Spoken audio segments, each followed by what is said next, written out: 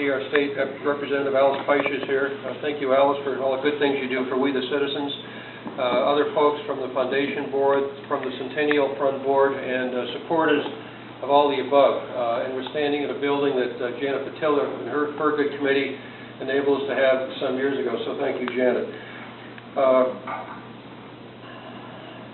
The Centennial Fund was a stroke of genius by a man who is here tonight, and you'll hear more about him shortly. This man saw a way to keep the materials collection strong in a time of serious budget cutbacks, so-called Proposition 2.5 mania.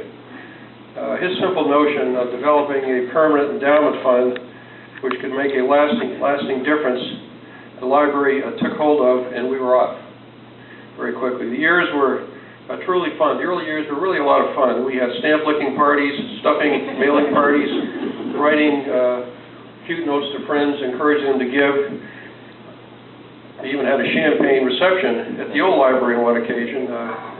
That was before such things weren't allowed. Today we have these fine mocktails, which is fine, to celebrate one milestone. And then we had an extremely lovely reception at Walter and Louisa Honeywell's home to build enthusiasm for the fund. And I'd like to just digress and talk about that moment for a minute. The late Shippen Goodhue was an early Centennial Fund trustee, and Shippen, as we all know, was a man of enthusiasm and let's get it done.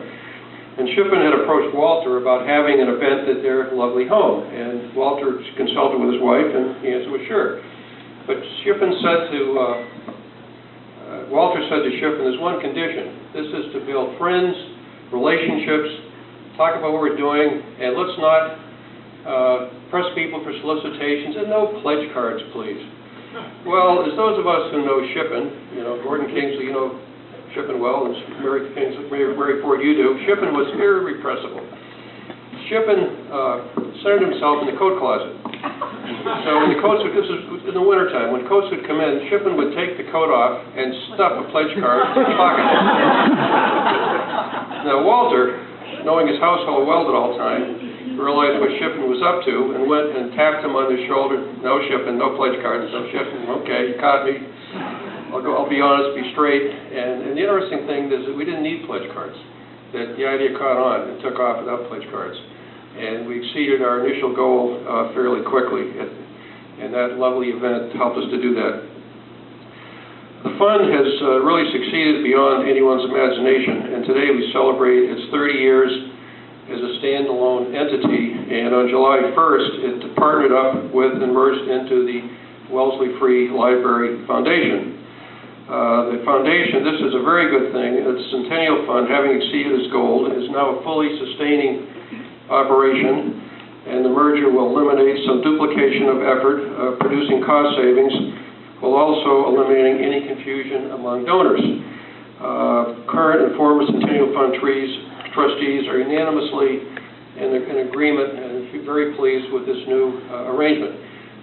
So future mailings will be coming from the foundation, and I'm told that there'll be a check the box, so if you want to continue to give to your materials fund, please do, or give to one of the purposes that the foundation stands for. And the foundation, as you know, is a more comprehensive situation, giving to all things that benefit the library, not just to enhancing the materials collection. That goal has been That mission has been completed, and that problem nicely solved by Centennial Fund.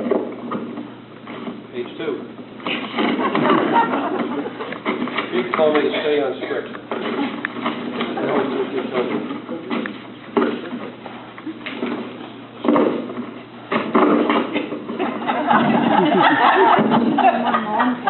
I don't do much public speaking.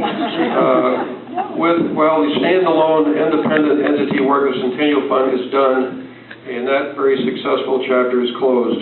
An exciting new chapter began on July the 1st with the spirit and enthusiasm of the Centennial Fund embedded in the foundation. This spirit and enthusiasm will shine brightly in the years ahead and will be an integral part of the work to be done by the foundation to raise additional permanent endowment and other funds for the benefit of the Wellesley Free Library on a forever basis. Thank you very much for coming, and I'd now like to introduce my good friend Gig Babson, who was a founding trustee of the Centennial Fund.